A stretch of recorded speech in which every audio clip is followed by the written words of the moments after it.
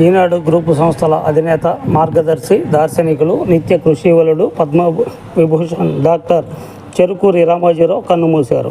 శుక్రవారం మధ్యాహ్నం వృద్ధాప్యం, శ్వాసకోశ ఇబ్బందులతో తీవ్ర అనారోగ్యానికి గురైన రామోజీరావును హైదరాబాద్ నానక్రామగూడలోని స్టార్ హాస్పిటల్కు తరలించగా వెంటిలేటర్పై చికిత్స అందించారు.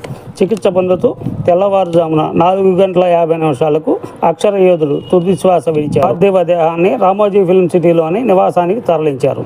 1936 నవంబర్ 16న కృష్ణా జిల్లా పెదపారిపూడిలో రైతు కుటుంబంలో జన్మించిన రామోజీరావు అంచెలంచెలుగా ఎదిగి ఎందరికో మార్గదర్శిగా నిలిచారు.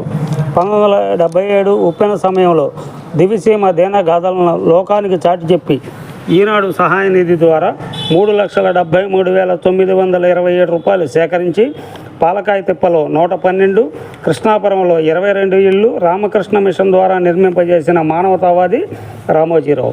నిన్ను చూడాలనే సినిమాతో జూనియర్ ఎన్టీఆర్ను తెలుగు తెరకు పరిచయం చేసిన రామోజీరావు ఉషా కిరణ్ బ్యానర్పై అనేక హిట్ సినిమాలు తీశారు. దేశం గర్వించదగ్గ నిర్మాణం రామోజీ ఫిల్మ్ సిటీ, రామోజీరావు మానసపుత్రికే.